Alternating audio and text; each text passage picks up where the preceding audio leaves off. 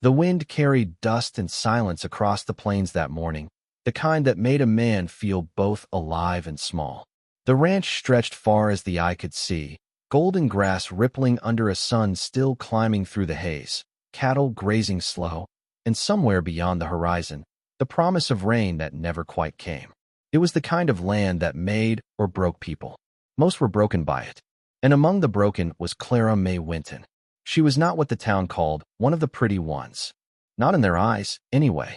Too soft around the edges, too round in the face, too quiet for the saloon, and too humble for the church ladies who measured worth by waistlines and surnames. She worked at the laundry behind Jenkins' general store, scrubbing the stains off other people's clothes, her fingers red and raw from lye soap. Folks called her the fat girl from the back alley, and she learned to bow her head low enough that insults slid off like watered-down tin. But that day, that single day, everything began to change, though not in any way she could have imagined. The stagecoach broke down on the ridge road that led past Ronan Carter's ranch. Ronan was a man the whole county knew. Some feared, some admired, and a few whispered about after sundown. He wasn't cruel, but he carried a heaviness that made others nervous to speak too much around him. His wife had died 5 years prior in childbirth, and after that, the laughter left his land. He ran his cattle, paid his men, and spoke little more than what was necessary. When word reached town that the rancher needed a temporary hand to help clean and cook until his new housekeeper arrived from Abilene, the townsfolk chuckled. "Send Clara May," someone said from the saloon porch, laughter spilling into the dirt road. "Maybe she'll scare the coyotes off." The others joined in, loud and cruel, and before she could slip away, Jenkins himself grinned and said, "Ain't a bad idea. You could use the work, girl. He'll pay fair." So they sent her. No one expected the rancher to keep her past the week. Clara arrived late afternoon, a burlap bag clutched in her hands, her dress plain and patched. Dust clung to her hem, and her hair frizzed out beneath her bonnet. But her eyes, they were soft and deep, like pools that had seen more sorrow than light. She knocked twice on the heavy wooden door, and when it opened, the man standing there was taller than she'd imagined. Broad shoulders, sunburnt neck, a face cut in hard lines, but not unkind. Ronan Carter looked at her for a long moment before speaking. "You the help Jenkins sent?" he asked, voice deep, carrying years of grit and grief. "Yes, sir," she said, her voice trembling. "Clara May Winton. I can clean, cook some, and keep to myself." He studied her another moment, eyes sharp but curious. "All right then. You'll start with the kitchen. Supper at sundown." She nodded, stepping inside the quiet house. That night, as the last of the daylight slipped behind the hills, she cooked a stew that smelled of rosemary and patience. Ronan sat at the table without a word, and when he finally took a spoonful, something softened in his eyes, a faint recognition of life before loss. She didn't notice, too busy scrubbing the same bowl twice to calm her nerves. After supper, he said quietly, "You make a good meal." She froze. No one had said that to her in years. "Thank you, sir." He nodded once, finished his plate, and walked out to the porch, pipe glowing red in the dark. Days turned into weeks. She cleaned, mended, and found small ways to bring light back into the house. She sang when she thought no one listened, soft hymns her mother used to hum before the fever took her. Ronan would hear her voice drift through the open windows as he worked the fields, and something in him stirred, a feeling he thought he'd buried with his wife. He began to watch her differently, not with pity, but with the quiet attention of a man noticing things he'd long ignored. The way she handled a frightened horse, the way she stood tall even when others would have shrunk. He saw in her something the world had missed entirely. But the town didn't stop talking. They said the rancher had gone soft, that maybe he pitied the fat girl and kept her around for charity. Some said worse. And one night, when Clara rode into town alone to buy flour, she heard them. "Ronan Carter's got himself a house cow," one man laughed. "Bet she eats half his pantry." The others snickered. Clara froze, heart burning hot in her chest, shame clawing up her throat. She wanted to shout, to cry, to tell them how kind the rancher had been, but she didn't. She turned, climbed back onto her mule, and rode home under a sky that felt too wide, too cruel. When she returned, Ronan was waiting at the barn, lantern in hand. He saw her face and knew. "What happened?" he asked quietly. "Nothing, sir," she said, voice breaking. Just town talk. His jaw tightened. They don't know what they're saying. She looked up then, eyes shining with tears. Maybe they do. Maybe I don't belong here, Mr. Carter. And that was the first time he looked her straight in the eyes. What she saw there wasn't pity. It was something deeper, recognition, respect, and maybe something close to love. Don't let their words decide your worth, he said. You've done more for this land in 3 weeks than half my hired men have in a year. You belong right here. It was the moment everything changed. But fate, as it always does on the frontier, wasn't done testing them. A storm rolled in from the west, black clouds twisting like bruises over the hills. Ronan's best horse spooked, broke the fence, and ran straight toward the swollen river. Ronan went after it, shouting orders for the men to stay back. Clara followed before anyone could stop her. She found him knee-deep in the current, fighting to pull the reins from the horse's flailing body. The floodwater surged around them, angry and wild. Without thinking, she waded in, gripping his arm. Together, they dragged the animal to safety, collapsing in the mud as the storm raged around them. When he turned to her, soaked, trembling, hair plastered to her face, something broke open inside him. You shouldn't have come, he said. You shouldn't have gone alone, she replied. He laughed, the first real laugh in years, and it echoed against the storm. And in that moment, under lightning and thunder, he kissed her. It wasn't gentle. It was raw, desperate, full of everything unsaid. The ache of years, the loneliness, the gratitude, the quiet realization that she had become the heartbeat of his life. But love in the West never comes easy. Not when men envy, not when pride poisons hearts. But love in the West never comes easy. Not when men envy, not when small minds grow restless with gossip. The ranch hands had seen the way Ronan looked at her after that storm, how his tone softened when he spoke her name. To some, it was nothing but talk. To others, it was a wound to their pride. Among them was Calder Boone, the foreman, sharp, proud, and bitter as old whiskey. He'd worked for Ronan since the war, long before Clara came along. He had plans for this ranch, thought of it as half his, though no paper said so. And when he saw her, this woman no one had noticed before, earning a place that wasn't his, something dark took root in him. It started small. A whisper here, a rumor there. She's got him wrapped round her finger, Calder muttered at the bunkhouse one night. Mark my words, she'll bleed him dry. The younger men laughed, uneasy but eager to follow his lead. The West had a way of feeding off jealousy. It made the nights less quiet, the mornings less dull. Clara felt it long before she understood it. The shift in tone, the sudden silence when she entered the barn. She carried on with her chores, head down, humming softly, pretending she didn't see. But she did. One evening, as the sun sank low and the fields burned gold, she walked to the corral to feed the horses. Calder followed her there, boots crunching on gravel. You think you belong here? He asked, voice low. She froze, hand still on the feed bucket. Mr. Carter says I do. Calder laughed under his breath. Mr. Carter's a fool.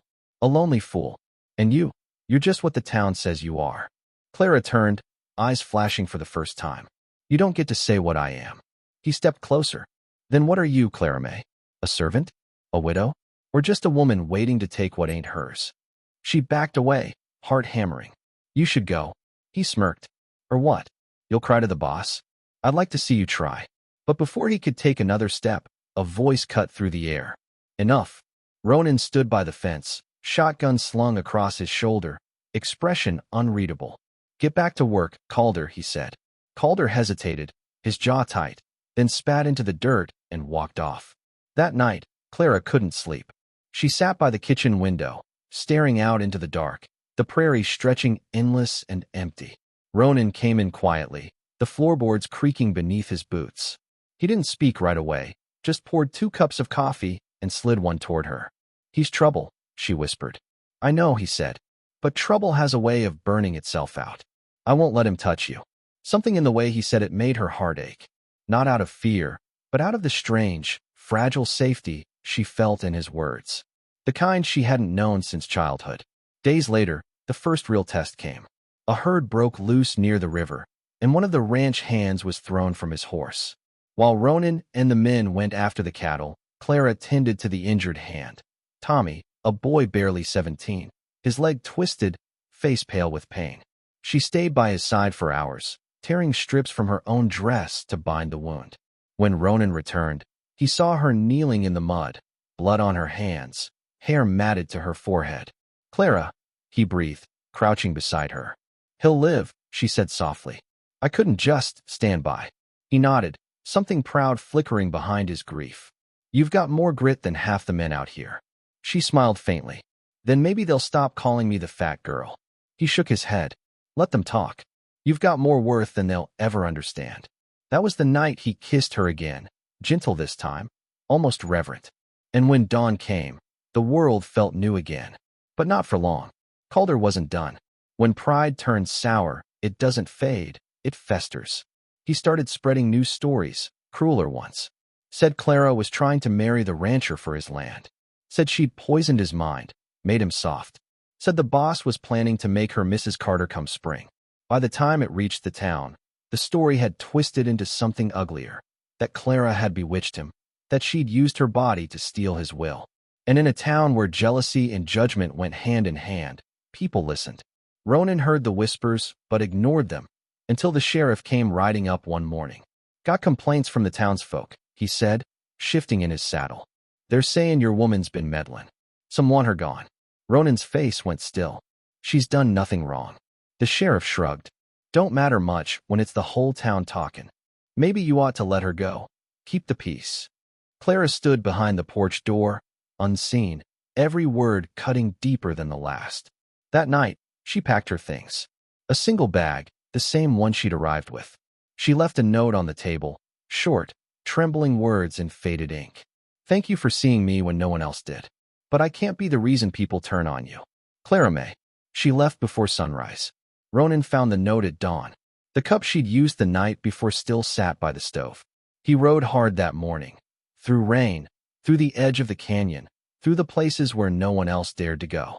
But the prairie is vast, and sometimes love rides faster than a man can follow. He searched for 3 days before he found her tracks, hoofprints leading toward the old mining trail. And then, nothing. Gone, washed out by rain. He returned home hollow. The ranch fell silent again. The men worked quieter. Calder smirked once, thinking he'd won, until Ronan fired him on the spot. "Get off my land," Ronan said coldly. "If I see you again, I'll bury you myself." Calder left, vowing revenge. Weeks turned into months. The world went on, but Ronan didn't. He worked, ate, slept, but his eyes were always on the horizon. The men said he'd gone half-mad. Some nights, they heard him walking the fence line, whispering her name like a prayer. Then one day, nearly a year later, a stranger rode into town. A traveling nurse from New Mexico, heading north. She stopped by Jenkins' store, bought flour, salt, and a spool of thread. Jenkins, curious, asked where she'd come from. "Out near Eagle Creek," she said. "Stayed a while with a kind woman running a small clinic for miners' families. Big-hearted thing. Calls herself Miss Winton." Jenkins froze. The story spread faster than wildfire. That night, Ronan saddled his horse and rode south.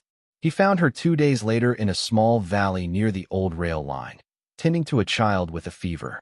Her hair was shorter, her hands calloused, her dress faded. But when she looked up, he saw the same eyes, the same light. "Clara," he said quietly. She froze, the basin slipping from her hands. "Ronan." He stepped closer, rain dripping from his hat brim. "You left me a note." "I had to," she whispered. "They hated me. I couldn't let you lose everything because of me." He shook his head, voice rough. "You were everything, Clara. You still are." Tears filled her eyes. "I didn't think you'd come. I didn't think I'd ever stop looking," he said. She laughed through her tears. "I'm not who I was, Ronan." He smiled faintly. "Neither am I." He took her hand, rough, warm, alive, and for the first time, she didn't flinch from being seen. "I build a life here," she said softly. "People need me." "Then let me help you build it," he replied. And for once, there was no hesitation.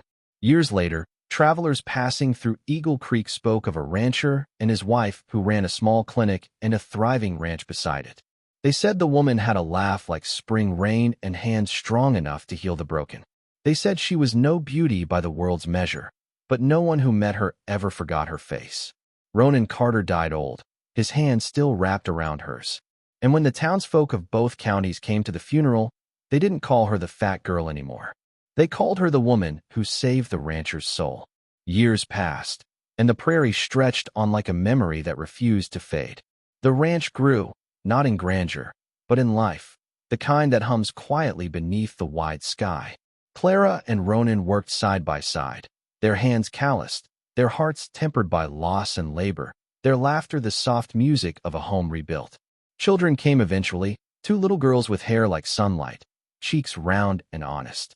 Clara watched them run across the fields, remembering the girl she once had been, the one the world dismissed as nothing, and she felt a quiet pride that no one had ever been able to take from her. Ronan always noticed it too, the way she carried herself, the dignity she had found not in beauty, not in approval, but in the steadfastness of her own heart. Calder Boone, by contrast, faded like a shadow that lingers too long and finally dissolves. He had tried once more, coming back to the ranch under the pretense of seeking employment, claiming he had changed.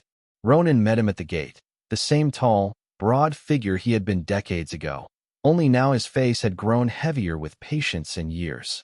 "You're not welcome here," Ronan said quietly. "And if you think your schemes can touch what I've built, you're mistaken."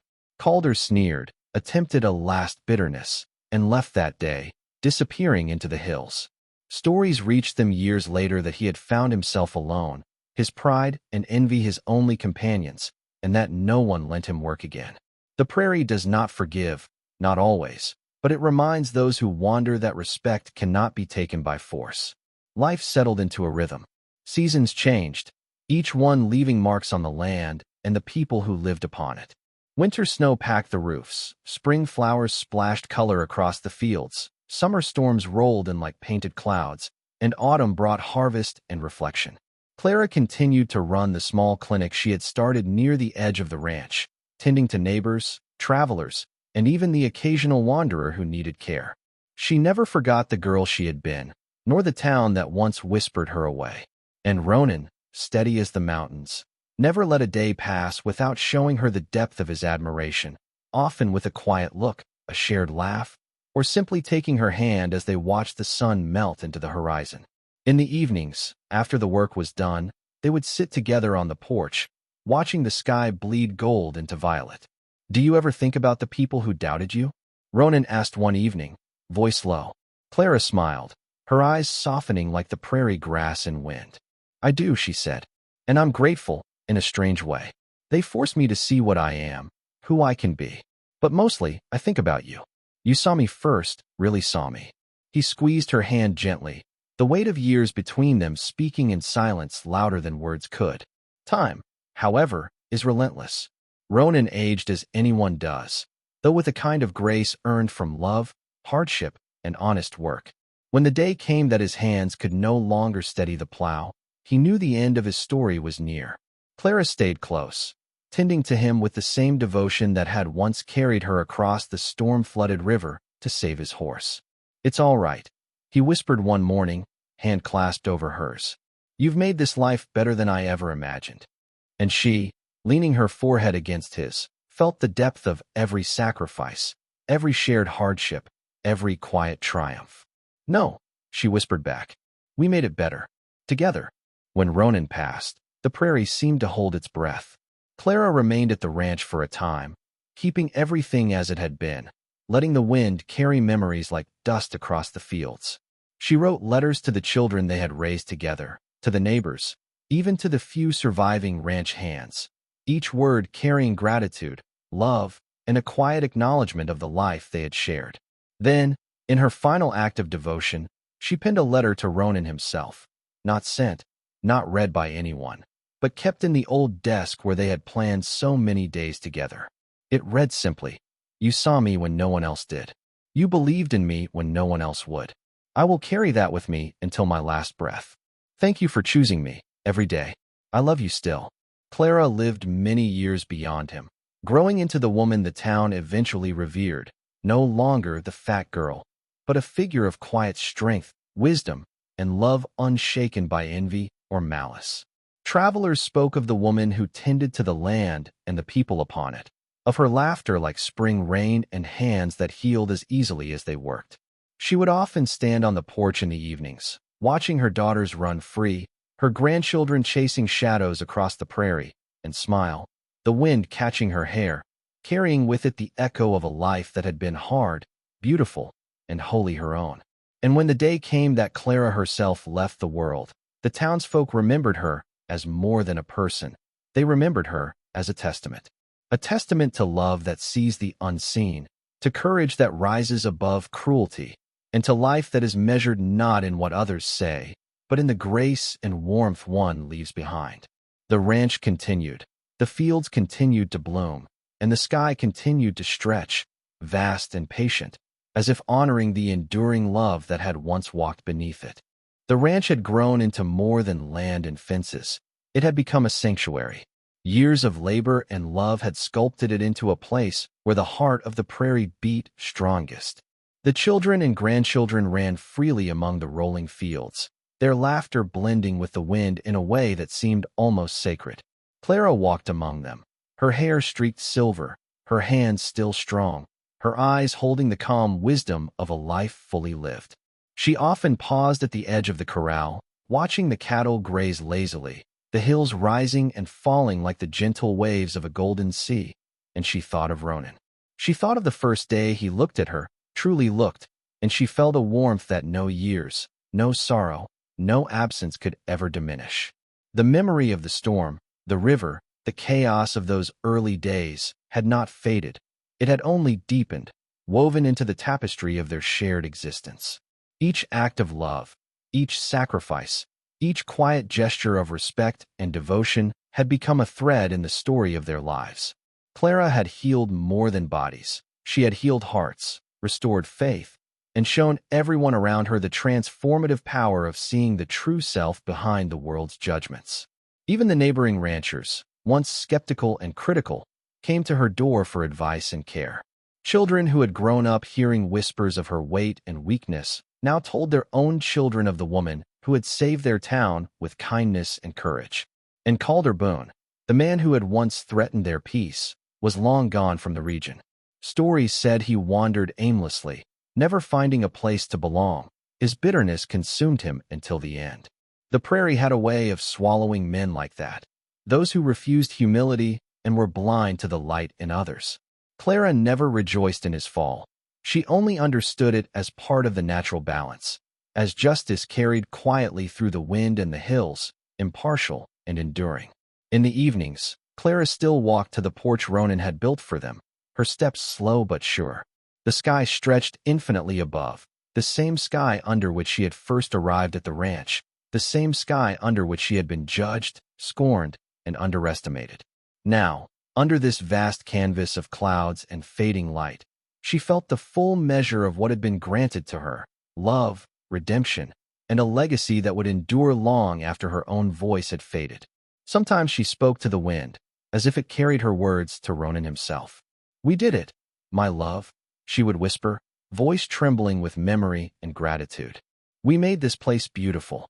The grandchildren learned stories of bravery and kindness, of the woman who had once been called nothing by the town, but who had become everything to the land and to those who lived on it. They spoke of her gently, reverently, of the lessons she had taught them not through lectures, but through action: how to meet cruelty with patience, how to rise from despair with grace, how to love deeply and without reservation. And in those stories, Clara was immortal, her presence enduring in the laughter of children, in the rustle of the prairie grass, in the quiet, unassuming power of the life she had built. The ranch itself stood as a monument not to wealth or fame, but to steadfast devotion. The barns and fences bore the marks of hands that had worked tirelessly, of storms weathered and struggles overcome. The land had grown fertile and generous, as though acknowledging the love poured into it, as though repaying the care it had received with abundance and quiet beauty.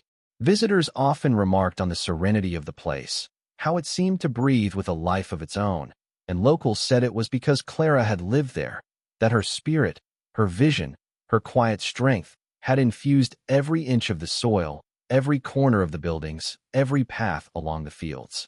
When Clara finally felt the gentle pull of age and knew the end of her own story was near, she wrote letters and left instructions, not for wealth, not for glory, but for continuity. To the children, she left the ranch, the clinic, and the hope that the values she had lived by would continue. To friends and neighbors, she left words of encouragement and gratitude, reminders that kindness and courage mattered more than status or judgment. And to Ronan, though he had long since passed, she left a note tucked into the old desk where they had planned so many days together.